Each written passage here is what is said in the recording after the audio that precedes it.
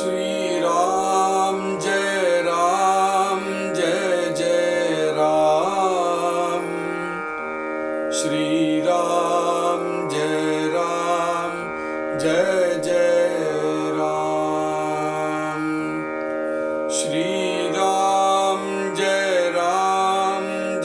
जय राम।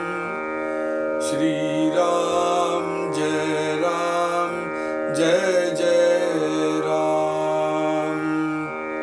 श्री राम जय जय राम। श्री राम जय जय राम। जय श्री राम। अंतरी गेलिया अमृत, बाह्य काया लखलखीत, अंतरस्थिती बाणता संत, लक्षणे कैसी जाले आत्मज्ञान बरवे, हे कैसे नीपा जाणावे, म्हणोनी बोलिली स्वभावे साधू लक्षणे।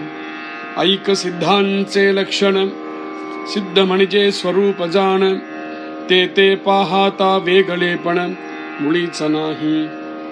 स्वरूप होऊन राहिजे, तया नाव सिद्ध बोलिजे, सिद्ध स्वरूपीच साजे सिद्धपण। वेदशास्त्री जे प्रसिद्ध, सस्वरूप स्वतः सिद्ध, तयासिच बोलिजे सिद्ध, अन्यथा न घडे। तथापि बोलो काही एक, साधकास कलाया विवेक, सिद्ध लक्षणांचे कौतुक, ते हे ऐसे असे। अंतरस्थित स्वरूप झाली, पुढे काया कैसी वर्तली, जैसी स्वप्नीची नाथिली स्वप्न रचना। तथापि सिद्धांचे लक्षण, काही करू निरूपण, जेणे बाणे अंतरखूण परमार्थाची। सदा स्वरूपानुसंधान, हे मुख्य साधूचे लक्षण, ते जनीय सोन आपण जना वेगळा। स्वरूपी दृष्टी पडता, तुटून गेली संसार चिंता, पुढे लागली ममता निरूपणाची। हे साधकाचे लक्षण, परिसिद्धा अंगी असे जाण, सिद्ध लक्षण साधके विण बोलोच नये। बाह्य साधकाचे परी, आणि स्वरूपाकार अंतरी, सिद्ध लक्षण ते चतुरी जाणिजे ऐसे। संदेहरहित साधन, तेची सिद्धांचे लक्षण, अंतर्बाह्य समाधान चलेना ऐसे। अचल झाली अंतरस्थिती, तेथे चलनास कैची गती, स्वरूपी लागता वृत्ती स्वरूपची झाली। मग तो चलताच अचल, चंचलपणे निश्चल, निश्चल असो न चंचल देह त्याचा। स्वरूपी स्वरूपची झाला, मग तो पडोनीच राहिला, अथवा उठोनी पळाला तरी चलेना। येथे कारण अंतरस्थिती, अंतरीच पाहिजे निवृत्ती, अंतर लागले भगवंती तोची साधू। बाह्य भलतैसे असावे, परी अंतर स्वरूपी लागावे, लक्षणे दिसती स्वभावे साधू अंगी।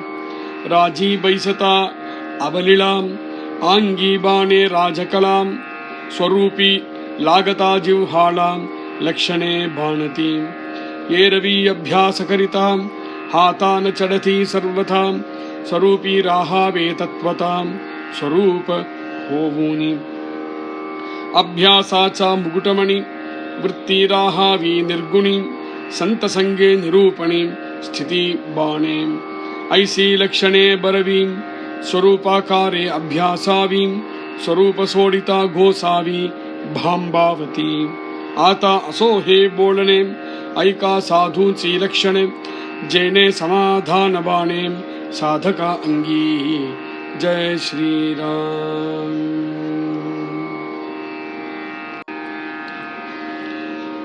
ஜெய் ஸ்ரீராம். ஆத்ம சாட்சா்காரம் அப்படிங்கிறது எப்படி இருக்கும்? ஆத்ம சாட்சா்காரம் அடைஞ்ச நிலை எப்படி இருக்கும் அப்படிங்கிறத 8வது சமாசம் 8வது தசகத்தில் பகு விஸ்தாரமாக சொல்லிட்டு வந்தார் சமர்த்தர். என்னதான் இருந்தாலுமே எவ்வளவுதான் சொன்னாலும் அனுபவம் அப்படிங்கிறது பிரத்யேகமாக தான் இருக்கணும்.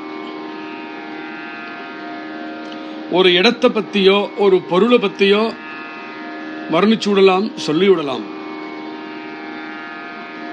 அனுபவம் அப்படின்னு வரும்பொழுது அந்த அனுபவம் எப்படி இருக்குன்னு ஓரளவுக்கு தான் நம்மளால சொல்ல முடியும்.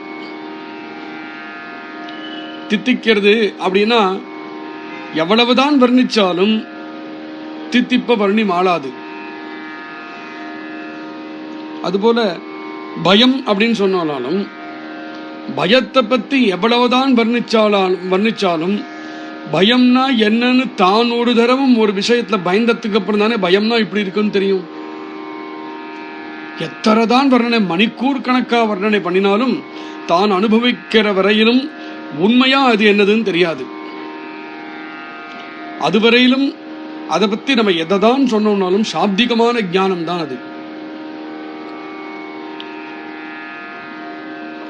அப்படி இருக்கும் பொழுது ஒருவனுக்கு பயம்னே எடுத்துப்போம். உதாரணம், பயத்தை பத்தி சொல்லறோம். எவ்வளவுதான் சொன்னாலும் பயம்னா என்னன்னு ஓரளவுக்கு மேல நம்மளாலும் சொல்ல முடியல, அவனாலும் புரிஞ்சுக்க முடியல. அப்ப அடுத்தது என்ன பண்ணலாம்? யாராவது பயந்து போனா தபர அவ பயப்படுறா பாரு, பயந்தா அப்படி ஆகும், இப்படி ஆகிறது இல்லையா, அதுல இருந்து பார்த்து புரிஞ்சுக்கோ பயம்னா எப்படி இருக்கும் அப்படின்னு தான் சொல்லணும். அதுக்கப்புறம் பயப்படுற மாதிரி ஒரு சந்தர்ப்பம் இவனுக்கு வந்ததுன்னா பயம் என்னதுன்னு உள்ளது உள்ளபடி புரிஞ்சுப்பான். சமர்த்தர் என்ன பண்றார்? ஆத்ம சாட்சா்காரம்னா என்ன, மோக்ஷம்னா என்ன, முக்தினா என்ன, அந்த நிலை எப்படி இருக்கும்னு முடிஞ்ச அளவுக்கு வர்ணிக்கிறார். உதாரணங்கள் கொடுத்தும் வர்ணிக்கிறார், விதவிதமா வர்ணிக்கிறார். எவ்வளவுதான் வர்ணிச்சாலும் நாம் அந்த நிலையில இருந்தாதானே தெரியும் அது எப்படி இருக்குன்னு. அதுவரையிலும் வெறும் ஞான மாத்திரமா தானே இருக்குமே. அந்த நிலையை நம்ம அடைஞ்சதாக ஆகாதே. அந்த நிலையை அடையிறது வரையிலும் அது வெறும் ஞான மாத்திரமாகவே தான் இருக்கும். அதனால அந்த நிலை எப்படி இருக்கும்னு வர்ணிச்சு விட்டார் 8வது சமாசத்துல. இப்ப அடுத்தது என்ன பண்றாருன்னா, அந்த நிலையில இருக்கிறவர்களை பத்தி சொல்லறேன்னு ஆரம்பிக்கிறார். அந்த நிலை என்னதுன்னு சொல்லியாச்சு, அந்த நிலையில இருக்கிறவா எப்படி இருக்கா அப்படிங்கறத காமிச்சுட்டு தான் அப்புறம் நம்ம கல்பனா சக்தி மேல வேலை பண்ணுவேன். அதுல இருந்து மெல்ல மெல்ல நம்மள அனுபவத்துக்கு இழுத்துட்டு போலாம். அப்படிங்கிறதுக்காகவே 9வது சமாசம் ஆரம்பிக்கிறார். சித்த லட்சணம் அப்படிங்கிற சமாசம். அந்தரி கேலியா அமிர்த பாஹ்ய காயா லகலகீத அந்தரஸ்திதி பானதா சந்த லட்சணே கைசி.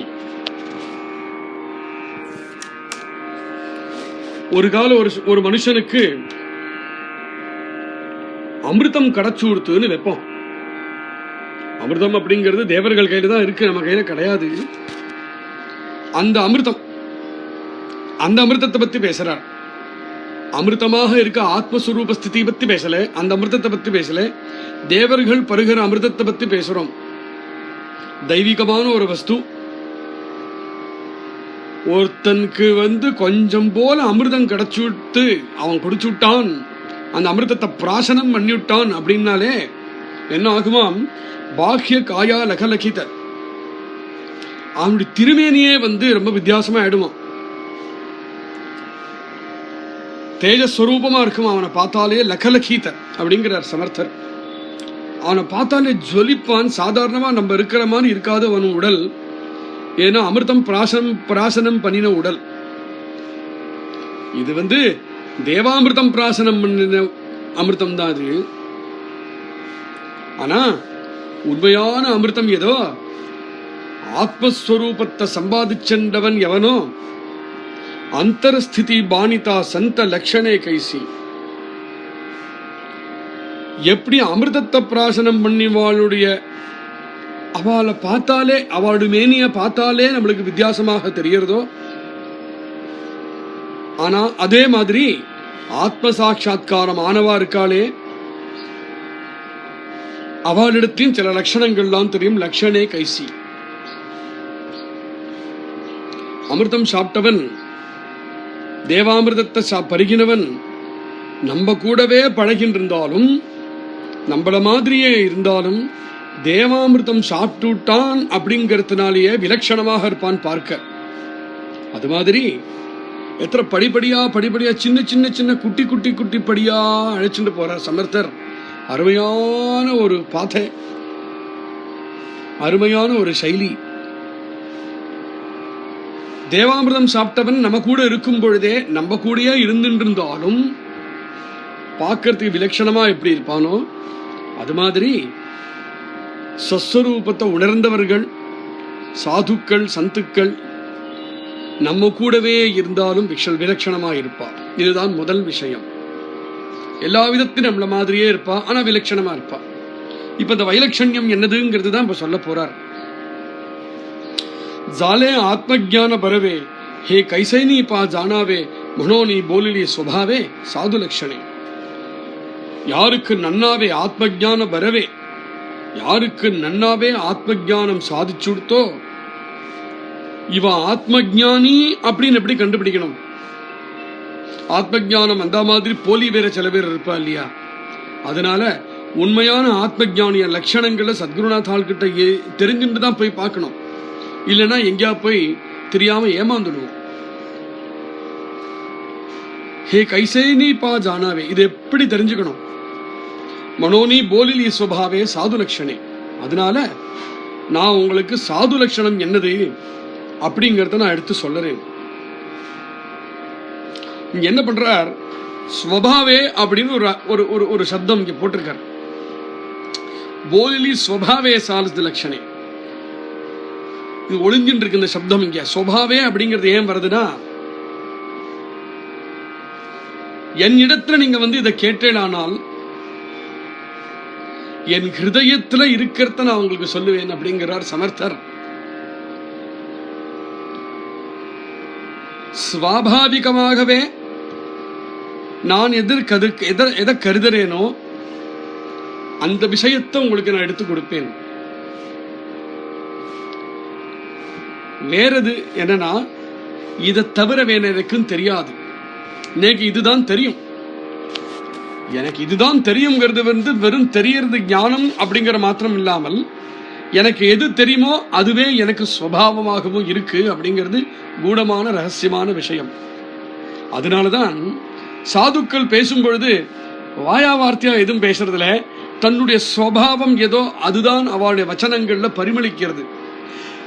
தான் எதை சுபாவத்தை வச்சுட்டு இருக்காளோ அதை நம்ம கிட்ட பேசுறதுனாலதான் அதே விஷயத்தை சாது சொல்றதுக்கும் ஒரு ஞானி சொல்றதுக்கும் வித்தியாசம் இருக்கு. ஞானி சொல்லும் பொழுது அந்த விஷயம் ஞான மாத்திரமாக இருக்கு, சாது சொல்லும் பொழுது அனுபவ மாத்திரமாக இருக்கு. அவருக்கு அது அனுபவ மாத்திரமா இருக்கிறதுக்கு காரணம், அவர் எந்த விஷயத்தை சொல்ல வராரோ அந்த விஷயமே அவருக்கு சுபாவமா இருக்கு. அது இதுலேருந்து நம்ம தெரிஞ்சுக்கணும், யார்கிட்ட எதை போய் கத்துக்கணும், யார்கிட்ட எதை போய் கேட்கணும். யாருக்கிட்ட பாரமார்த்திகம் சுவாவமாக இருக்கோ அவ கிட்ட போய் பாரமார்த்திகத்தை கேட்கணும். ஒரு படிப்பாளி கிட்டையோ ஒரு வித்வான் கிட்டையோ போய் கேட்க வேண்டிய அவசியமே இல்லை. அவர் எந்த கிரந்தத்தையும் படிச்சிருக்க வேண்டாம். ஆனா சுவாபாவிகமாகவே சாதுவாகவும் சந்தாகவும் இருக்காருன்னா அவர் காலில் போய் விழு. ஐக்க சித்தாந்தே லட்சண சித்தமனஜே ஸ்வரூபஜான். சரி, இப்போ சித்தர்களுடைய லட்சணத்தை நான் சொல்றேன். சித்தன் அப்படிங்கிறது யாரு? சித்தன் யாருன்னா, யாரு ஆத்மஜானியோ அவன் சித்தன். அப்பேற்பட்ட சித்தனுடைய லட்சணத்தை நான் உனக்கு சொல்றேன். சித்த அப்படின்னா என்ன அப்படிங்கிறதுல இருந்து ஆரம்பிப்போம். அப்படின்னு பாடம் தான் எடுக்கிறார் இங்க சமர்த்தர். பாடம் தானே, தாஸ்போது முழுக்கவே பாடம் தானே. ஒரு குருநாத்தால் சிஷ்யனுக்கு எடுக்கிற பாடம் தானே தாஸ்போதாக இருக்கு. அந்த பாடம் எப்படி இருக்குனாக்கா, சாஸ்திர பிரச்சீதி, குரு பிரச்சீதி, ஆத்ம பிரச்சீதி. சாஸ்திரங்கள் எதை சொல்லித்தோ அதை உணர்ந்த குரு கிட்டேந்து நாம் கத்துண்டு, குரு கிட்ட நாம் எதை கத்துண்டோமோ அது நாம் நம்மளுடைய அனுபவமாக மாறி சொல்லக்கூடிய விஷயம் இந்த தாஸ்போதம்.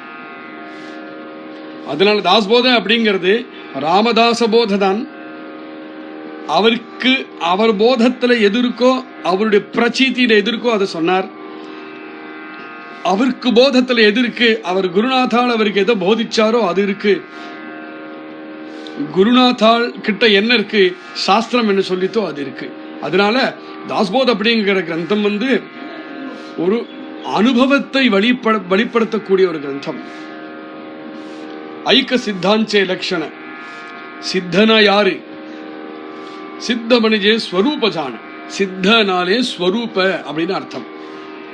தேத்தே பாகதா வேகலேப்பன முனீச்சனாகி. ஸ்வரூபங்கிறது என்னது? ஆத்மஸ்வரூபம். சித்தன்னா ஸ்வரூபம். நம்ம சித்தான்னு சொன்னோமானால் ஏதோ தாடி மீசேச்சுன்னு சித்த புருஷனை தான் நம்ம எப்பவுமே நினைச்சுப்போம். அது பகிரங்கமா இருக்கக்கூடிய விஷயம், அது வெளிப்படையா நம்ம கண்ணுக்கு தெரியக்கூடிய விஷயம். பெரிய தாடி மீசையா இருக்கலாம், கௌபீனதாரியா இருக்கலாம், நகங்கள்லாம் பெருசு பெருசா இருக்கலாம். அதெல்லாம் வழியில இருக்க தெரியக்கூடிய அடையாளங்கள் தான். அதை வச்சுட்டு இவர் சித்தன்னு சொல்ல முடியாது.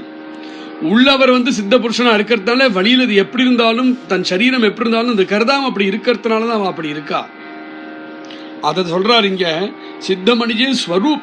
சித்த அப்படின்னா வழியில நம்ம கண்ணுக்கு தெரியக்கூடிய அடையாளங்கள் இல்லை, உள்ள ஸ்வரூபம் ஏதோ அதுதான். அப்படின்னா ஆத்ம ஞானி அப்படின்னு சொன்னார்னா எல்லா விதத்திலும் எல்லா இடத்திலையும் ஆத்மாவையே பார்க்கிறவர்கள் சித்தமணிஜே ஸ்வரூப. எல்லா இடத்திலையும் அந்த ஆத்மாவே தரிசிக்கிறவர்கள் தான் சித்த புருஷர்கள். தான் தன் ஸ்வஸ்வரூபத்தை நிலைச்சு நிற்கிறவர்கள், எங்குமே அந்த பரமாத்மாவை தரிசனம் பண்றவர்கள், தானே எங்கும் இருக்கிறதாக அனுபவிச்சுருக்கிறவர்கள் அப்படின்னு தானே சொன்னார். அந்த நிலை எப்படி இருக்குன்னு சொன்னார் இல்லையா? அந்த நிலையில இருக்கிறவர்கள் தான் சித்தர்கள். தேத்தே பாகதா வேகலேப்பன முனீச்சனாகி. உள்ளும் வெளியிலும் எங்குமே தன்னை அனுபவிச்சுருக்கிறவர்கள் தான் சித்தர்கள். வேகலே பணத்தான் தன்னை தவிர ஒண்ணு அப்படின்னு இல்லை அவளுக்கு. அவளே எல்லா இடத்திலையும் அவளையே தன்னையே எல்லா இடத்திலையும் அனுபவிச்சுருக்கிறவர்கள். வேகலே பண முளீச்சனாகி. கொஞ்சம் கூட வேற்றுமை இல்லாம ரெண்டாவது ஒண்ணு இருக்கு அப்படின்னு இல்லாம இருக்கக்கூடியவர்கள் சித்தர்கள். ஸ்வரூப ஹோபூன ராகிஜே தயானாம சித்த போலிஜே. தான் அப்படின்னு ஒண்ணு இருக்கிறது மாறி, தான் அப்படின்னு ஒண்ணு இருக்கிறது மறைஞ்சு போய் ஸ்வரூபமாக மாத்திரமாகவே யார் இருக்காளோ அவா சித்தர்கள். சித்த ஸ்வரூபீச்சே சாஜே சித்த ஸ்வரூபீச்ச சாஜே சித்தப்பண. அதனால் சித்தர்கள் அப்படிங்கிறதுனா சித்தம் ஸ்வரூபம், ஸ்வரூபத்திலே இருக்கிறவர்கள் தான் சித்தர்கள். ஸ்வரூபம்னு எது? ஸ்வரூபம்னு எதுன்னு கேட்டுதுன்னா நம்மளோட வேதங்களும் சாஸ்திரங்களும் ஸ்வரூபம்னு எதை விளக்கிருக்கோ அதுதான் ஸ்வரூபம். வேதசாஸ்திரி ஜே பிரசித்த ஸ்வஸ்வரூப ஸ்வத சித்த தயாசிச்ச போலிஜே சித்த அந்யதான கடே. இப்போ கையில ஒரு நோட்டை வச்சுட்டு இருந்து இது நோட்டு அப்படின்னா நீங்க வேற அந்த நோட்டு வேற, நீங்க வேற நோட்டு வேற இருக்கிறதுனால தான் இது நோட்டுன்னு நீங்க சொல்ல வேண்டிய வந்தது. இந்த நோட்டு நீங்களும் ஒன்னாகவே உங்களுக்கு அனுபவம் இருக்குன்னா இது நோட்டுன்னு சொல்லுவேளா? மாட்டோம் இல்லையா? ஏன்னா இது நோட்டும் சொல்ல வேண்டிய அவசியமே இல்லை. நீங்களே இந்த நோட்டா இருக்கிறதுனால, நீங்களும் இந்த நோட்டும் வேறையா இல்லாததுனால இதை வேற சொல்ல வேண்டிய அவசியமே இல்லையே. அது மாதிரி நாம் வேற ஆத்மா வேற அப்படிங்கிற உணர்ச்சி கூட இல்லாமல் நானே தான் எங்கும் இருக்கேன் அப்படிங்கிற அனுபவத்தில் இருந்து இருக்கிறவர்கள், ஒரு இடம் விடாம எல்லா இடத்திலையும் தன்னையே அனுபவிச்சுருக்கிறவர்களுக்கு ரெண்டாவதுன்னு ஒண்ணு கிடையாது. ரெண்டாவதுன்னு ஒண்ணு இல்லாம இருக்கும்போது ரெண்டாவதுன்னு ஒண்ணு இருக்குன்னு சொல்ல வேண்டிய அவசியமே இல்லையே. அதுதான் சஸ்வரூபம். அந்த சஸ்வரூபமாக இருக்கக்கூடிய அந்த நிலை எப்படின்னா தன்னை தவிர ரெண்டாவது வேற ஒன்றும் கிடையாது அப்படிங்கிற நிலை இருக்கும் பொழுது யாரும் யாருக்கும் ரெண்டாவது ஒன்று காட்ட வேண்டிய நிலை தேவையே இல்லாம இருக்கிறதுனால ஸ்வத சித்த. தான் இருக்கிறதுக்கு தான் இருக்கோம் அப்படிங்கிறது சித்தம் பண்றதுக்கு வேறொரு பொருள் தேவை கிடையாது, ஸ்வத சித்தமாகவே இருக்கு. தயாசிச்ச போலிச்சே சித்த அந்யதா நகடே. இப்படி இருப்பன் ஒரு சித்தன், அவருடைய நிலை இப்படி இருக்கும். ததாத்வி போலோ காஹி ஏகா. ஆனா இப்படி சொன்னோமானால் புரிஞ்சுக்கிறது கொஞ்சம் சிரமம் தான், சொல்லறதுக்கே சிரமமா இருக்கு. அந்த ஓவியை வச்சுட்டு எப்படியோ ஓரளவுக்கு சொல்லிட்டு வரோம். ஆனா நம்ம புத்திக்கு எட்டுறதுக்கு இது சௌகரியமா இல்லை. அது தாசரே சொல்றார், ததாபி போலோ காஹி ஏகே. ஆனாலும் சாதகாச கலாயா விவேக. ஏன்னா நான் அதை அனுபவிச்சுட்டு இருக்கேன். அப்பேற்பட்ட ஆத்ம பிரகாச நிலையை நான் அனுபவிச்சுட்டு இருக்கேன். அந்த நிலை ஒரு வார்த்தைனால ஒரு சப்தத்தினால எந்த காலத்திலையும் இதை சொல்லி முடியாது, மாளாது. அதான் பின்னாடி சொன்னார் இல்லையா, ஆதிசேஷனே சொல்லி பார்த்தார் மாளலேனாக்கா நம்ம எங்க சொல்லி மாள போறது. இது சொல்லி தெரிஞ்சுக்க வேண்டிய விஷயம் இல்லை, தானே அனுபவிச்சுக்க வேண்டிய விஷயம். ஆனா அந்த அனுபவம் வர வரையிலும் ஏதோ ஒரு விதத்துல எப்படியோ இதை சொல்லி புரிய வைக்கணும். காஹியேக எத்தையோ ஒன்று சொல்லி புரிய வைக்கணும். ஏன்னா சாதகாச கலாயா விவேக. சாதகர்கள் யாரு இருக்காளோ அவளுக்கு எப்படியோ இதை புகட்டி ஆகணும். அவ அனுபவிக்கும் போது அலாதியாக இருக்கக்கூடிய அனுபவம் அவளுக்குன்னு ஸ்வயமா அவன் அனுபவிக்கும் போது அவளுக்குன்னு பிரத்யேகமா இருக்கக்கூடிய அனுபவம் இது. ஆனா அந்த அனுபவம் வரவரையிலும் இது என்னதுன்னு நம்ம சொல்லி ஆகணும். குருவா இருக்கிறவன் சாதகனுக்கு கலாயா விவேக. அப்பதான் சாதகனுக்கு அந்த விவேகம் உண்டாகும். சித்த லட்சணாஞ்சே கௌதுக தேஹி ஐசே அசே. அதனால எதை என்னால வர்ணிக்க முடியாதோ, எது யாராலையும் எந்த சப்தத்தினாலையும் எந்த மொழியிலையும் எந்த பாஷையிலையும் யாராலையும் சொல்லி மாளாதோ அந்த விஷயத்தை எப்படியாவது அது பக்கத்துல கொண்டு போய் இந்த சிஷ்யனை போய் நிறுத்தணும் அப்படிங்கிற ஆசையும் ஆர்வமும் கௌதுகமும் எனக்கு இருக்கிறதுனால அந்த விஷயத்தை நான் கௌதுகமாக சொல்ல ஆரம்பிக்கிறேன். சித்தலட்சணாச்சே கௌதுகத்தை ஹே தேஹே ஐசே அசே. अंतरस्थित स्वरूपजाली पुढे काया कैसी वर्तली कैसी स्वप्नीची नाथली स्वप्न रचना. முதல் விஷயம் சொல்றேன் அந்த சித்தனை பத்தி. என்னன்னா அந்தரஸ்தித ஸ்வரூபஜாலி. உள்ள நீங்க ஒரு சித்த புருஷனை பார்க்கறது அப்படிங்கிறது நம்மள மாதிரி கை கால் உள்ள ஒரு மனுஷனை பார்த்து சித்த புருஷன் தான் சொல்லுவேன், அப்படிதான் இருப்பான். ஆனா அவர் ஹிருதயம் எப்படி இருக்குன்னு உங்களுக்கு தெரியுமா? தெரியாது. அவர் ஹிருதயம் எப்படி இருக்குன்னு சொல்லி ஆரம்பிக்கிறார். அந்தரஸ்தித ஸ்வரூபஜாதி. அவருடைய உள் ஹிருதயம் முழுக்க ஸ்வரூபமயமாக ஆகிவிட்டது. ஸ்வரூபஜாலி.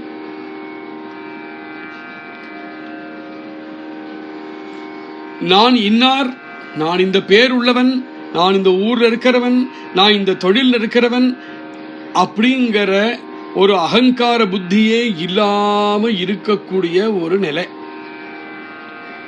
நான் எங்கும் பரவி இருக்கக்கூடிய பரபிரம்மம் தான், எங்கும் இருக்கக்கூடிய பரம்பொருள் தான் நான் அப்படிங்கிறது அனுபவமாக ஓடின்னு இருக்கு அவளுக்கு. ஸ்வரூப அந்தரஸ்தித ஜாலி. அவ உள் முழுக்க நீங்க எந்த உடலை பார்க்கிறீரோ, சித்த புருஷன் சொல்லி ஒருத்தரை நீங்க பார்க்கறே, அவர் உள்ள பார்த்தேனால் ஸ்வரூபமயமா இருப்பார். ஆனா புடே காயா கைசி வர்த்தலி. அவர் அப்படி ஆனத்தினால அந்த சரீரம் பண்ண வேண்டியதெல்லாம் பண்ணிட்டு இருக்கும், எல்லாம் பண்ணும்.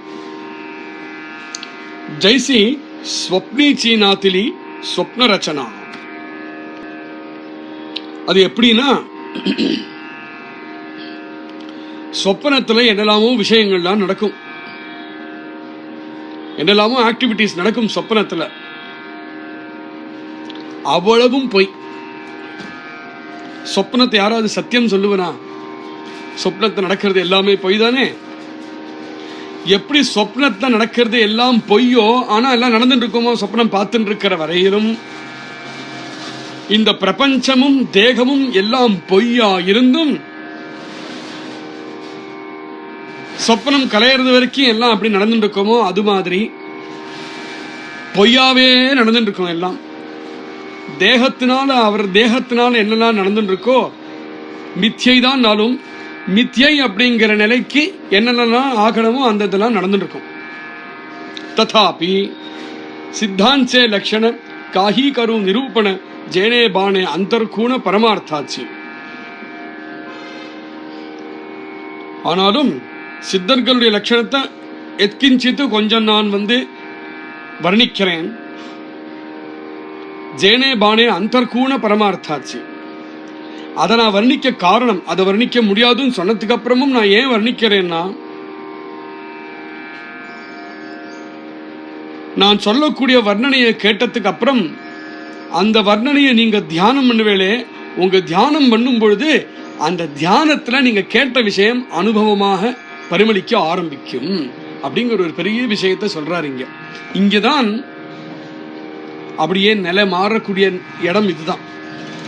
அதனால சாதுக்கள் விஷயமோ சாதுக்கள் சொல்லற விஷயமோ எதுவுமே ஞானம் அப்படிங்கிற நிலையில தான் இருக்கு. ஆனால் நம்ம தியானத்துக்கு இழுக்கும் பொழுது அனுபவமாக மாறுறது. சதாஸ்வரூபானுசந்தான ஹே முக்கிய சாதுச்சே லட்சணம். அதனால சாதுக்கள் எப்பவும் சதா ஸ்வரூபானுசந்தான ஸ்வரூபானுசந்தானத்திலே இருப்பா. அதாவது தொடர்ந்து தான் ஸ்வரூபமாகவே தான் தன்னை அவ அனுபவிச்சுருப்பா அப்படின்னு சொல்லிட்டேன் இல்லையா? இது வெறும் வார்த்தைகள் தானே, இது வெறும் ஞான மாத்திரமான விஷயம் தானே. இதை நீ தியானம் பண்ண. சாதுக்கள் ஸ்வரூபமாகவே இருப்பா, சாதுக்கள் ஸ்வரூபமாகவே இருப்பான்னு தியானம் பண்ணும் பொழுது வெறும் வார்த்தையா இருந்த விஷயம் அனுபவமாக உனக்கு வரும். அது அனுபவமா வந்தப்பறம் நீனே பார்ப்ப, ஒன்னாலையும் அதை வர்ணிக்க முடியாத ஒரு அனுபவமா இருக்கும். ஜனீயசோன ஆப்பண ஜனாவேகளா. எல்லாத்துடைய முக்கிய லட்சணம் சாதுக்களுடைய என்னன்னா, முதல் விஷயம் ஸ்வரூபத்திலே ஸ்திதமாக இருப்பார்கள். தன்னுடைய ஸ்வரூபத்திலேருந்து எக்காரணம் கொண்டு நகராம இருப்பா. அதை நீ கவனிப்ப. உனக்கும் வர மாதிரி பல பிரச்சனைகள் அவளுடைய வாழ்க்கையில் அவளுக்கு வந்தாலும் எந்த பிரச்சனையிலையும் அவ ஆடி போகாமல் தான் தர்மத்திலேயே எப்போ நின்றிருக்கிறவர்களாகவே இருப்பா. தான் எப்பவுமே தன்னுடைய ஸ்வரூபத்தை நின்றிருக்கிறவர்களாகவே இருப்பா. அதுலேருந்து ஒரு லட்சணம் பார்த்துடலாம். ஓஹோ, என்ன மாதிரி இருக்கார், என்ன மாதிரி இல்லை. அப்ப என்னாகும்? ஜனி அசோன ஆப்பன ஜனாவேகடா. ஜனங்கள் கூடயே ஒருத்தரா இருக்கிற மாதிரி இருந்துட்டே, ஆனால் யாரு மாதிரி இல்லாமல் தனியா இருக்கா. அவளை பார்த்தாலே ஸ்வரூபி திருஷ்டி படுத்தா துட்டோனி கேலா சம்சார சிந்தா. சாதுக்களுடைய அர்த்த லட்சணத்தை சொல்றார். ஸ்வரூபத்திலே அவ இருந்து இருக்கிறதுனால, அவளுடைய திருஷ்டி ஸ்வரூபத்தோட ஒன்னோட ஒன்னா ஆனத்தினால, சம்சாரத்தினால அவளை எந்த தீங்கும் அதனால படுத்தவே முடியாது. சாம்சாரிகமாக இருக்கக்கூடிய எந்த விஷயமும் அவளை பாதிக்காது. சாம்சாரிகமான எந்த கவலையும் அவளுக்கு கிடையாது. புடே லாகலி மமதா நிரூபணாச்சு. அவ எந்த நிரூபணங்களை கேட்டுண்டு இந்த ஸ்வரூபானுசந்தானத்துக்கு சேர்ந்தாலோ அந்த நிரூபணங்கள்லயே இருப்பா. இது அடுத்த லட்சணம் சாதுவுடையது. அப்படின்னா என்ன அர்த்தம்? அவ நம்மள மாதிரி இருந்து வாழ்ந்துட்டு இருப்பாளே தவிர, கொஞ்சம் கவனிச்சு பார்த்துட்டோமானால் ஒவ்வொரு க்ஷணமுமே அவ நிரூபணத்திலேயே இருப்பா. நிரூபணத்திலேயே இருக்கிறதுனா என்ன? ஒரு வஸ்துவை பார்க்கும் பொழுது நாமும் அந்த வஸ்துவை பார்ப்போம். ஒரு பேனா அப்படின்னா நாமும் அந்த பேனாவை பார்ப்போம், அவளும் அந்த பேனாவை பார்ப்பா. ஆனா அவ பேனாவை பார்க்கக்கூடிய கண்ணோட்டம் வேற, நம்ம அந்த பேனாவை பார்க்கக்கூடிய கண்ணோட்டம் வேற. எதுலயுமே அவளுக்கு ஆத்ம ஜானம் பிரதிபிம்பிச்சுட்டே இருக்கும். நிரூபணாச்சி மமதா பார்த்ததுன்னா அவளுக்கு அந்த நிரூபணத்துக்கிட்ட அவ்வளவு ஒரு ஈர்ப்பு, அவளுக்கு அவ்வளவு ஒரு ஆசை உண்டாயிடுத்து போல் இருக்கு. அவளுக்கு எதை பார்த்தாலும் யாரை பார்த்தாலும் எந்த ஸ்திதியிலையும் அவ பார்க்கக்கூடிய கண்ணோட்டம் வேறையாவே இருக்கு. ஆனா நம்மள மாதிரி தான் இருக்கு. பார்க்கறதுக்கு வெளிப்படையா பார்க்கறதுக்கு நம்மள மாதிரி இருக்கே தவிர அந்த விஷயத்தை அவ உள்ள வாங்கின்ற விதம் வேற, நம்ம வாங்கின்ற விதம் வேற, அவ வாங்கின்ற விதம் வேற. அவ ஸ்வரூபஸ்திதியில இருந்துன்றதை வாங்கிட்டு இருக்கிறதுனால இதே மாயை தான், இதே பிரபஞ்சம்தான் நம்மளை பாடுபடுத்துறது. ஆனா அந்த மாயைனாலையும் அந்த பிரபஞ்சத்தினாலையும் அவளை தொடக்கூட முடியல. அப்போ மாயை பாடுபடுத்துறது, பிரபஞ்சம் நம்மளை பாடுபடுத்துறது அப்படிங்கிறது மாயைக்கும் பிரபஞ்சத்துக்கும் வேலை அங்கல்ல, நம்மளுடைய அந்தரஸ்திதி தான் அங்க வேலை. அதே விஷயத்தை நாம் எப்படி ஏத்துக்கிறோம், நாம் எப்படி பார்க்கிறோங்கிறது தான் முக்கியம். நம்ம ஸ்திதியை மாற்றினோட்டோமானால் நம்ம திருஷ்டி மாறும், நம்ம திருஷ்டி கோணம் மாறும், நம்ம அதை ஏத்துக்கிறது மாறும், உடனே அனுபவம் வேறையா இருக்கு. ஹே சாதகாச்சே லட்சணம், இது சாதுக்களுக்கு முக்கியமான ஒரு அங்கம். எவ்வளவோ சாதுக்களை பார்க்கலாம், கிரகஸ்தர்களாகவும் இருப்பா, சம்சாரத்தோடு சம்சாரம் நடத்தின்னு இருப்பா. எல்லாருக்கும் வரா மாதிரி கஷ்டங்கள் அவாருக்கும் வரத்தை நம்ம பார்க்கிறோம். ஆனா அவ்வளவு கஷ்டத்துக்கு நடுவுல மலை மாதிரி நிற்பாளே, அந்த கஷ்டம் அவளை பாதிக்கவே பாதிக்காம இருக்கே, அது எப்படி முடியறது அப்படின்னா அவளுடைய அந்தரஸ்திதி தான் அதுக்கு காரணம். அவ எல்லாத்தையும் அலிப்தமா இருக்கிறது தான் காரணம். ஹே சாதகாச்சே லக்ஷண பரி சித்தா அங்கி அசே ஜான சித்த லக்ஷண சாதிக்கே வின போலோ சீனையே.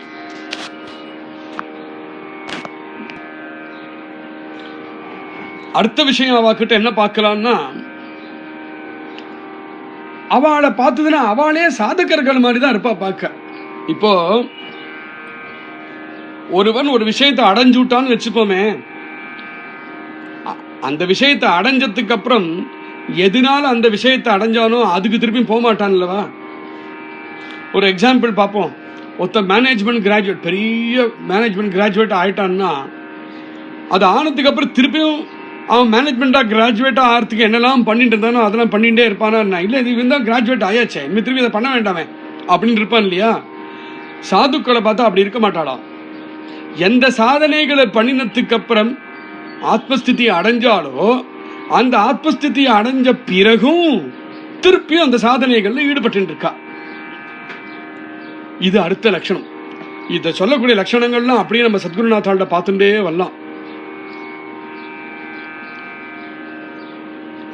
சித்த லட்சண சாதகே வீண போலோ சீனையே, அதை பார்த்துட்டு இவனும் சாதகர்கள் தான் அப்படின்னு ஏமாந்துவிட கூடாது. ஒரு விஷயம். ரெண்டாவது, சித்தனுடைய லட்சணமே என்னன்னா, எந்த சாதனைகள்னால எந்த லட்சியத்தை அடையணுமோ அந்த லட்சியத்தை அடைஞ்சதுக்கு அப்புறமும் அந்த சாதனைகள்லாம் ஈடுபட்டுட்டே இருப்பான். ஏன்னா அந்த சாதனையுமே அந்த லட்சியமா மாறி விடுத்து. அதனால அவனுக்கு எந்த மாற்றமும் தன்னிடத்தை கொண்டு வர வேண்டிய அவசியம் கிடையாது. அதனால எந்த சாதனைகள்னால தான் சித்தனானானோ அந்த சாதனை அவன்கிட்ட இருக்கும். அந்த சாதகனுடைய லட்சணமும் அவனிடத்தை பார்த்துட்டே இருக்கலாம். அது லோகத்துக்கு பாடமா இருக்கு அப்படிங்கிறது ஒரு விஷயம். ஆனா இவருக்கு சித்தனா ஆகிறதுக்கு முன்னாடி எந்த சாதனையோ, சித்தனா ஆனதுக்கு அப்புறம் எந்த சாதனையோ அவருக்கு எந்த வேற்றுமையும் தெரியாததுனாலே அப்படியே இருப்பார். சந்தேகரஹித சாதனை தேச்சி சித்தாஞ்சே லட்சணம். அர்த்த லட்சணம் சொல்றார் சித்தனுடைய லட்சணம். அவருடைய சாதனையில எப்பேற்பட்ட சந்தேகமும் இருக்காது. சாதாரணமா ஒரு சாதகன் சிலப்போ சாதனை பண்ணிட்டே இருப்பான், திடீர்னு சந்தேகம் வந்துடும், நம்ம சரியான சாதனை தான் பண்றோமா இல்லையா, ஏதோ அவர் சொல்லிவிட்டார் நான் சாதனை பண்ணிட்டு இருக்கேன், அதை அடைவேனோ மாட்டேனோ தெரியலையே, போற போக்க பார்த்தா ஒன்றும் நடக்கிற மாதிரி இல்லையே அப்படிங்கிற சந்தேகங்கள்லாம் வரும் ஒரு சாதாரண சாதகனுக்கு. உண்மையான சித்தன் சாதனை பண்ணும் பொழுது இப்பேற்பட்ட எந்த சந்தேகங்களும் இல்லாமல் 100% உறுதியோட பண்ணுவார். தேச்சி சித்தாச்சே லட்சணம்.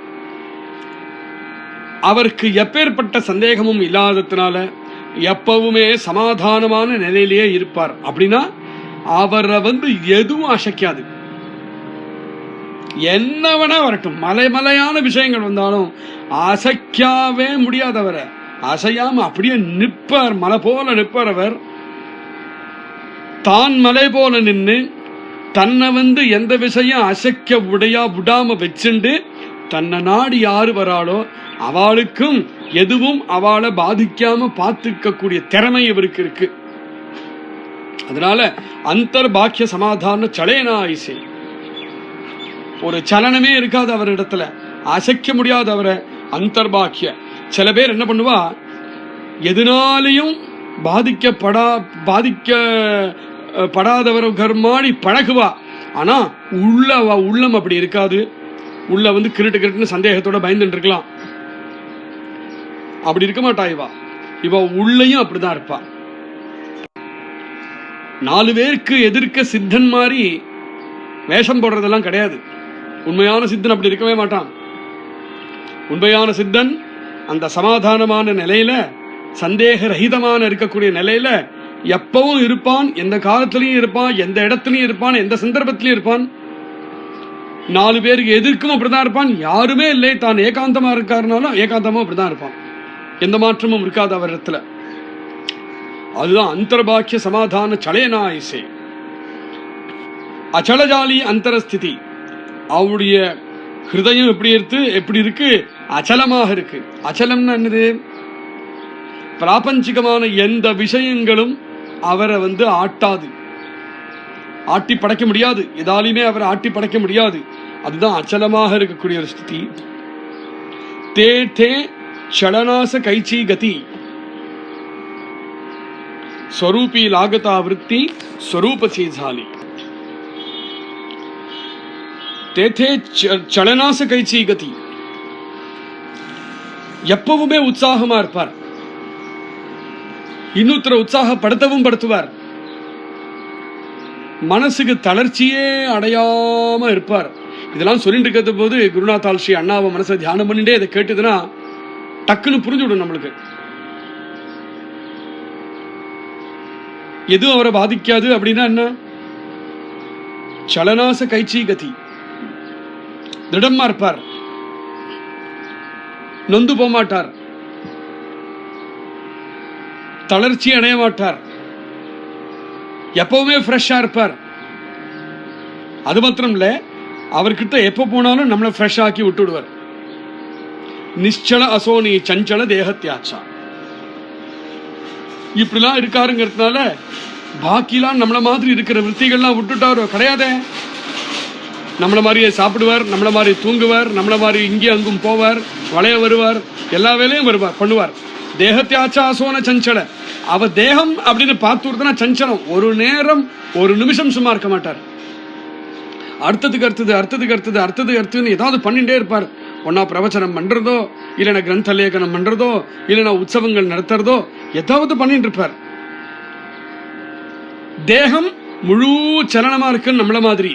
ஆனா உள்ளே முழுக்க அச்சலமா இருக்கும். அது நம்மள மாதிரி இல்லை. வழியில் இருக்கிறத மாத்திரம் பார்த்துட்டு இருந்தோமானால் நம்மள மாதிரி இருக்காருன்னு நினைச்சுப்போம். கொஞ்சம் அவர் ஹிருதயத்தை எட்டி பார்த்ததுன்னா ஆஹா இப்படி இருக்காருன்னு நினைச்சுப்போம். ஸ்வரூபி ஸ்வரூபசி ஜாலா. தன்னுடைய ஸ்வரூபம் ஏதோ அந்த ஸ்வரூபமாகவே தன்னை உணர்ந்துட்டு இருக்கிறவர். நாம் எல்லோரும் நம்மளுடைய ஸ்வரூபத்தை மறந்துட்டு வேற எதுவாகவோ நம்மளை நினைச்சுட்டு இருக்கோம். அவர் தன்னுடைய ஸ்வரூபம் எதுன்னு மறக்காம இருக்கிறவர். ஸ்வரூபி ஸ்வரூபசி ஜாலா. மகதோ படோ நிச்சராகிலா ಅಥವಾ உட்டோட படாலா தரீச்சலேனா. நம்மளோட ஹிருதயம் மாத்திரம் அச்சலமாக ஸ்திரமாக ஆயிடுத்துனா அப்புறம் நீ உக்காண்டா என்ன, நின்னா என்ன, ஓடினா என்ன, அந்த சத்குருநாத்தாள் அந்த சித்த புருஷன் ஸ்வரூபி ஸ்வரூபசி ஜாலா ஸ்வரூபத்தோட ஒன்னா கலந்ததுக்கு அப்புறம் படோனச்சி ராகிலா. அவர் படுத்துண்டாதான் என்ன, அதுவா உட்டோனி படால எழுந்து ஓடினாதான் என்ன, தரி சலேனா. ஹிருதயம் மாத்திரம் சலனம் அடையாம இருக்கும் அவளுக்கு. நம்மளுக்கு இங்கும் அங்கும் ஓடுறோம். அதே சமயத்துல மனசும் இங்கும் அங்கும் ஓடுறது. மனசுனால ஹிருதயத்தை சொல்றோம். இங்க ஸ்திரமா இல்லையே. ஏதே காரண அந்தரஸ்திதி அந்தரீச்ச பாகிஜே நிவர்த்தி அந்தரலாகலே பகவந்தி தோச்சி சாது. அப்போ நம்மளுக்கும் சாதுவுக்கும் நம்மளுக்கும் ஒரு சித்தனுக்கும் பெரிய வித்தியாசம் என்னன்னா அந்தரஸ்திதி. நம்மளுடைய அந்தரஸ்திதி நிலைக்கு இல்லை, அவளுடைய அந்தரஸ்திதி நிலைக்கு இருக்கு. அந்தரீச்ச பாகிஜே நிவர்த்தி. அதனால நிவர்த்தி அடையிறது அப்படிங்கிறது பகிரங்கமான நிவர்த்தி அடைஞ்சு பிரயோஜனமே கிடையாது. நான் இதை தியாகம் பண்றேன் அதை விட்டுடுறேங்கிறது அந்த தியாகம் பிரயோஜனம் இல்லை. நம்முடைய ஹிருதயம் இருக்கே, அந்த ஹிருதயத்தை நிவிருத்தி உண்டாகணும். அந்தரலாகலே பகவந்தி தோச்சி சாது. நிவிருத்தி அப்படிங்கிறது பகவான் இடத்துல ஈடுபடுறது வழிப்படையா ஈடுபடுறத விட முக்கியம். நம்ம ஹிருதயத்திலேருந்து ஈடுபடுறது தான் எல்லாத்தபடியும் முக்கியம். அந்தரிலாகலே பகவந்தி. நம்மளுக்கும் ஒரு சித்தனுக்கும் அதுதான் விஷயம். நம்ம பண்ணக்கூடிய பகவத் சேவையோ, நாம் பண்ணக்கூடிய பகவத் விஷயத்துல இருக்கக்கூடிய ஈடுபாடோ நல்லதுதான், சந்தேகமே கிடையாது. ஆனா நம்மளுக்கும் ஒரு சித்த புருஷனுக்கு இருக்கிற வித்தியாசத்தை சொல்லிட்டு வர்றார். அவருடைய விருத்தி இருக்கே, பகவான் கிட்ட ஈடுபடக்கூடிய விருத்தி உள்ளேந்து இருக்கு, சாதாரண ஜனங்களுக்கு வழியிலேந்து இருக்கு. இப்ப சாதாரண ஜனங்கள் எப்படி இருக்காங்கிறத இந்த ஓவிக்கல்ல இவர் சொல்லிட்டு வரல, நம்மளுக்கு புரியறதுக்காக கம்பேரிசனுக்காக சொல்லிட்டு வரோம். அந்தரலாகலே பகவந்தி தோச்சி சாது. சாது அப்படிங்கிறவர் பகவான் குட்டோட ஒன்னோட ஒன்னா ஆகிறது அப்படிங்கிறது ஹிருதயபூர்வமா இருக்கும் அவரிடத்துல அந்த லட்சணம். பாக்கிய பலதைசி அசாவே பரி அந்தர ஸ்வரூபியலாகவே. அவ வெளியிருந்து பார்க்கறதுக்கு எப்படி வேணா இருக்கலாம், சட்டுனி வா சாதுன்னு கண்டுபிடிக்க முடியாமலே இருக்கலாம். ஆனா உள்ள அவளுடைய உள்ள ஹிருதயம் இருக்கே, அது ஸ்வரூபத்தோட ஒன்னோட ஒன்னா இருக்கு. லக்ஷணே தீர்சதி ஸ்வபாவே சாது அங்கி. அவ கிட்ட கொஞ்சம் நிதானமா நம்ம பார்த்தோமானால் அவளிடத்துல இந்த லட்சணங்களை நம்ம பார்க்கலாம். அவளுடைய அந்தரங்கம் வித்தியாசமாக இருக்கு, அவ விலட்சணமாக இருக்கா அப்படிங்கிறத ஆரம்பிக்கும் போது சொன்னார் இல்லையா, எப்படி தேவாமிர்தத்தை சாப்பிட்டுதுன்னா அவளுடைய சரீர காந்தியே வேறையா இருக்குமோ, அது மாதிரி யாரு ஸ்வரூபத்துல ஒன்னோட ஒன்னா நின்று இருக்காளோ அவளை பார்த்தாலே அவளுடைய காந்தியே வேறையா இருக்கும். சாது அங்கி, சாதுக்களுடைய அந்த அங்கங்களை பார்த்தாலே அவயவங்கள் மாதிரி நம்ம மாதிரி இருக்கே தவிர, ஆனா அவள் இருக்கக்கூடிய காந்தி வேற, அவளுடைய சுபாவம் வேறையா இருக்கும். ராஜி பைசதா அவலிளா அங்கி பானே ராஜகடா ஸ்வரூபிலாகதா ஜிவ்வாலா லக்ஷணே பானதி. ஒருவன் ராஜாவானால் தானாவே அந்த ராஜக்கலை அவனுக்கு எப்படி வருதோ, அது மாதிரி எவனுக்கு ஸ்வரூபானுசந்தானம் ஏற்பட்டதோ, எவனுடைய ஸ்வரூபத்தோடு தான் ஒருவன் லீனமாக ஆயிட்டானோ அவன்கிட்ட அந்த கலை தனியா வரும் அப்படிங்கிறார். இது நம்மளுக்கு ஈஸியா புரியும். பார்த்தேடா, இப்ப சாதாரணமா ஒரு ஆள் இருக்கான், ஒரு கிராஜுவேட் ஏதோ ஆபீஸ்ல எக்ஸிக்யூட்டிவா வேலை பண்ணிட்டு இருக்கான். திடீர்னு அவனுக்கு ஒரு ப்ரமோஷன் ஆகி ஒரு டைரக்டரா போயிட்டான்னு வச்சுப்போமே, உடனே அவருடைய நடைமுறை பாவனைகள் மாறுறது பார்த்தீங்களோ. ஏன் அதே ஆளு தானே, நேத்தி வரைக்கும் இதே தானே இருந்தான், இப்ப ஏன் மாறிட்டான்? போஸ்ட் மாறிடுச்சு. என்ன போஸ்ட்? நேத்தி வரைக்கும் எக்ஸிக்யூட்டிவா இருந்தான், இன்னைக்கு டைரக்டரா போயிட்டான். அந்த டைரக்டரா போனான் அப்படின்னு சொன்னதுமே அவன் பர்சனாலிட்டியே மாறிடுச்சு. எது மாத்திட்டு அந்த பர்சனாலிட்டிய? அவனுடைய இந்த ப்ரமோஷன் தான் மாத்திட்டு. அது மாதிரி சாதாரணமா அந்த லோகத்தை இருந்து இருக்கும்போது இருந்துட்டே இருக்கிற மாதிரி இருக்கான். ஆனா பகவத் கிருப்பையினால, குரு கிருப்பையினால ஆத்ம சாட்சா்காரம் எவனுக்கு ஆயிடுத்தோ, சித்த புருஷனா மாறினதுமே அவனுடைய கலைய மாறுறது. ஏரவி அபியாச கரிதா ஹாத்தான சடத்தி சர்வதா. சித்தன்னா என்ன, சித்த புருஷன்னா என்னன்னு பக்கம் பக்கமா புஸ்தகமா நிறைய அபியாசம் பண்ணினதுனால ஒன்னும் ஆயிடாது. அபியாச கரிதா ஹாத்தா ந சடத்தி சர்வதா. அதனால ஒரு டைரக்டர் பத்தி நிறைய படிச்சதுனால ஒருத்தன் டைரக்டர் ஆட முடியுமா? அவன் டைரக்டரா ஆனவானால் உள்ள அவன் மாறி ஆகணும். எப்பவும் இருக்கிற மாதிரி இல்லாமல் அவனுடைய பர்சனாலிட்டியே மாறணும், அவனுடைய ஆட்டிடியூடு மாறணும், அவனே மாறணும். சொல்ல போச்சுன்னா அவனே மாறணும். இப்ப இருக்கிற மாதிரி இருந்தா இந்த மென்டாலிட்டியோட அவன் ஒர்க்கரா தான் இருப்பானே தவிர, டைரக்டரா இருக்கணும்னா அந்த மென்டாலிட்டி வேறன்னு சொல்லணும். அந்த மென்டாலிட்டின்னு நம்ம சொல்றோம், லௌகிகமா அதை மென்டாலிட்டின்னு சொல்றோம். அவன் பார்க்கக்கூடிய கண்ணோட்டம் வேறையா இருக்கணும், அவனுடைய நோக்கமே வேறையா இருக்கணும், அவன் யோஜனை பண்ற விதமே வேறையா இருக்கணும், அவன் வாழறதே வேறையா இருக்கணும். அதனால சித்த புருஷனை பத்தி நிறைய பக்கம் பக்கமா படிச்சதுனால ஒருவன் சித்த புருஷனாக ஆயிட முடியாது. ஸ்வரூபீராகவே தத்துவத்தா ஸ்வரூபஹோகுனி. தான் எந்த விதத்துல யோஜனை பண்றானோ தான் எந்த விதத்தை எல்லாத்தையும் பார்க்கறானோ, தான் எந்த விதத்துல எல்லாத்தையும் ஈடுபாடு வச்சுட்டு இருக்கானோ அது மாறினாதானே அப்படி ஆக முடியும். அதை ஒன்னொன்னா மாத்தின்னு இருக்க முடியுமா என்ன? ஒன்னொன்னா மாத்தின்னு இருக்க முடியாது.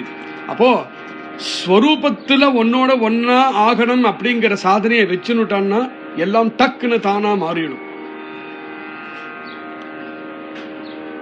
ஐசி லட்சணே பரவி இப்படி இருந்தா இதெல்லாம் நல்ல சாது லட்சணங்கள். ஸ்வரூபாக்காரே அபியாசாவி. ஆனா அதுக்காக அபியாசம் பண்ணக்கூடாதுன்னு சொல்லல. சொல்ல வர விஷயம் அபியாசம் பண்ணினத்தினால மாத்திரம் சாதுவாக ஆயிட முடியாது.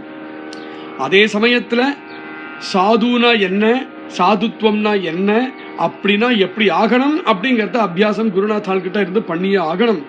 ஸ்வரூபாக்காரே அபியாசாவி. அது அபியாசம் பண்ணும் பொழுது எப்படி அபியாசம் பண்ணுங்கிறதா முக்கியம். ஏதோ அபியாசம் பண்ணணுமேன்னு பண்ணக்கூடாது. சிலப்போ சில குழந்தைகள்லாம் இன்னும் படிக்கணுமேன்னு படிக்கும் இல்லையா, படிக்கணுமேன்னு படிக்காமல் உருப்படணுமேன்னு படிச்சதுன்னா அவன் தான் உருப்பிடுவான் இல்லையா. அப்போ அங்க உருப்படுறது எதனால? அந்த உருப்பட்டது படிச்சதுனால உருப்படல, உருப்படணும் அப்படிங்கிற தீவிரமான ஒரு தொடர்ச்சியோடு அவன் படிச்சதுனால தானே உருப்பிட்டான். அது மாதிரி பாரமார்த்திகமான விஷயத்திலையும் ஒரு சாதகன் நான் இன்னாரோ ஆகணும் அப்படிங்கிற மனசுல ஒரு திருடமான ஒரு ஒரு ஒரு முரட்டான ஒரு விசுவாசத்தை வச்சுட்டு அதை எப்படி சாதிச்சே தீர்வேன் அப்படிங்கிற தீர்மானத்தோடு அவன் பண்ணினாதான் அப்படி ஆக முடியும். வெறும் படிப்பாகவே இருந்தோடும், ஞான மாத்திரமாகவே இருக்கும். அதனால ஏரவி ஸ்வரூபி ராகாவே தத்துவத்தா ஸ்வரூபி ஹோனி. நம் அந்த ஸ்வரூபத்தை அடையணும், அந்த ஸ்வரூபத்தை நம்ம அடையணும் அப்படின்னு நினைச்சுட்டு அந்த அபியாசத்தை எவன் பண்றானோ அவன் நிச்சயமாக அந்த ஸ்வரூபத்தை அடைவான். அபியாசாச்சா முகுட்டமணி விருத்தி ராகாவி நிர்குணி சந்த சங்கே நிரூபணி ஸ்திதிபானே. அபியாசாச்சா முகுட்டமணி. அந்த அபியாசம் பண்ணும் பொழுது எல்லாத்தோடையும் முக்கியமான விஷயம், அதில் அபியாசத்துல முகுட்டமணியாக இருக்கக்கூடிய விஷயம் விருத்தி ராகாவி நிர்குணி. எந்த அபியாசம் லௌகிகமான அபியாசத்துக்கே ஒருத்தன் தேர்ச்சி அடையணும் அப்படின்னால் தன்னுடைய விருத்திய மாத்தணும். தன்னுடைய விருத்திய மாத்தாமல் தன்னுடைய விருத்திக்கு மாறுபாடு வராமல் ஒருத்தன் அபியாசம் பண்ணினானால் எதை அடையணுமோ அதை அடைய மாட்டான். இங்க எப்பேற்பட்ட விருத்தி, இந்த சாதகனுக்கு எந்த விருத்தி இருக்கணும் அப்படின்னு பார்த்ததுன்னா விருத்தி ராகாவே நிர்குணி. அந்த நிர்குண ஸ்வரூபமாக இருக்கே அந்த ஆத்மஸ்வரூபம், அந்த ஆத்மஸ்வரூபமாக நான் ஆகணும் அப்படிங்கிறது தான் எல்லாத்தோடையும் முக்கியம் இந்த அபியாசத்துல. அதை மனசுல வச்சுட்டே அவன் அபியாசம் பண்ணணும். அதை அவனுக்கு தெரிய வைக்கிறதுக்காக தான் சந்த சங்கம் அமைக்கப்பட்டது. சந்த சங்கே நிரூபணி ஸ்திதிபானே. அடிக்கடி சத் சங்கத்தில் ஈடுபட்டு இருந்தான். ஆனால் அடிக்கடி சாது குரு சங்கமத்தை அவன் இருந்துட்டு இருந்தான். ஆனால் அவ விளக்குக்கு எப்படி அந்த திரிக்கு சுடர் ஏற்றி விட்டுண்டே இருப்பாளோ அது மாதிரி சுடரேத்தி இவா பண்ணக்கூடிய அபியாசம் இருக்கே, இவா பண்ணக்கூடிய சாதனை இருக்கே, அதுக்கு ஒழுங்கான மார்க்கத்தை வகுத்து கொடுத்துட்டே போவா சாதுக்கள். அதை கட்டியா பிடிச்சுண்டு இவன் சாதனை பண்ணணும். ஐசி லட்சணே பரவி ஸ்வரூபாக்காரே அபியாசாதி. அதனால ஸ்வரூபாக்காரமாக இருக்கக்கூடிய இந்த அபியாசத்தை இவன் பண்ணணும். ஏன்னா சிலப்போ என்னாகும், அபியாசம் பண்ணிட்டே இருக்கிறதுல தன்னுடைய ஸ்வரூபத்தை அடையறதுக்காக பண்ண வேண்டிய அபியாசம் பண்ணும் பொழுது எதற்காக இந்த அபியாசத்தை பண்ணினானோ அதை கோட்டை விட்டுடுவான். அதை விடும்பொழுது என்னாகும், வேற ஏதோ மார்க்கத்துக்கு அழைச்சிட்டு போயிடும். ஸ்வரூப சோடிதா கோசாவி பாம்பாவதி. அதனால ஸ்வரூபத்தை அடையணும் அப்படிங்கிற ஒரு குறிக்கோளை வச்சுட்டு அபியாசம் பண்ணாம ஒரு கால் போனோமானால் எங்கேயோ அழைச்சுட்டு போயிடும். பெரிய பெரிய ஆட்கள்லாம் இதுல மாட்டின்னு இருக்கா, வேற மார்க்கத்துக்கு போயிடுவா. அப்புறம் தன்னுடைய தவற உணர்ந்து திருப்பி இந்த மார்க்கத்துக்கு வருவா. இப்போ ஒரு சாதகர் அவருடைய நிலை எப்படி இருக்குங்கிறத சொல்லிட்டு வந்து விட்டார். ஓரளவுக்கு மேல இதை வர்ணிக்கிறது ரொம்ப சமமான விஷயம். இது எந்த வார்த்தையினால வர்ணிக்க முடியும் அனுபவத்தை. ஆனாலும் பரிசிரமப்பட்டு வர்ணிச்சுட்டே வர்றார் சமர்த்தர். சொல்றார், ஆத்தா அசோகே போறனே, சரி நான் இது வரைக்கும் சொன்னது போரும் அப்படின்னு விட்டார் சமர்த்தரே. ஐகா சாதுச்சி லட்சணே, இனிமே உனக்கு இப்ப நான் சாது லட்சணங்கள் சொல்லிட்டு வந்ததெல்லாம் அவருடைய அந்தரங்கம், அவருடைய அந்தரஸ்திதி எப்படி இருக்கணுங்கிறத சொல்லிட்டு வந்தேன். அதுவுமே நம்ம அந்தரங்கத்தை கண்ணால பார்த்துட முடியுமா, காதால கேட்டுட முடியுமா? முடியாதே. அந்தரங்கத்தையும் உணர்ந்துதான் நம்ம தெரிஞ்சுக்கணும். ஒரு தாயாருடைய அந்தரங்கத்தை கண்ணால பார்த்தா தெரிஞ்சுக்க முடியும் இல்லை இல்லையா? தாயாருடைய அந்தரங்கத்தை உணர்ந்தாதான் தெரியும். ஒரு சதிபதிக்கு இருக்கக்கூடிய ஒரு பிரேமை பார்த்தாவா தெரியும்? இல்ல, அந்தரங்கத்தை பார்த்தாதான் தெரியும், உணரதான் முடியும் அந்த பிரேமைய. அது மாதிரி சாது லட்சணத்தையும் உணர வேண்டிய விஷயம் அப்படிங்கறத தெரியறதுக்காக இவ்வளவு சொன்னேன். ஆனா உணர்றதுன்னு ஒண்ணு இருக்கே, அது ஒன்ன பார்த்துதானே உணர்வோம். அதை பார்த்து தெரிஞ்சுக்கிற லட்சணமும் என்னன்னு தெரிஞ்சுப்போம். ஐகா சாதுச்சே லட்சணம், அப்பேற்பட்ட லட்சணங்களையும் நான் உங்களுக்கு சொல்றேன். ஜேனே சமாதானபானே சாதகாங்கி, சாதகர்களாக இருந்துட்டு இருக்கோமே, சாதகர்களுக்கு மனசுக்கு சமாதானம் ஆகிற அளவுக்கு சாது லட்சணத்தை, அதையும் நான் பகிரங்கமா இருக்கக்கூடிய சாது லட்சணங்களையும் சொல்லிட்டு வரேன், அதையும் கேளுங்கோ அப்படின்னு சொல்றார் சமர்த்தர். மேல நாளைக்கு சிரவணம் பண்ணுவோம். ஜெய் ஸ்ரீராம். ஸ்ரீராம் ஜெய ராம் ஜெய ஜெய ராம். ஸ்ரீராம் ஜெய ராம் ஜெய ஜெய ராம். ஸ்ரீராம் ஜெய ராம் ஜெய ஜெய ராம். ஸ்ரீராம் ஜெய ராம் ஜெய ஜெய ராம். ஸ்ரீராம் ஜெய ராம் ஜெய ஜெய ராம். ஸ்ரீராம் ஜெய ராம் ஜெய ஜெய ராம்.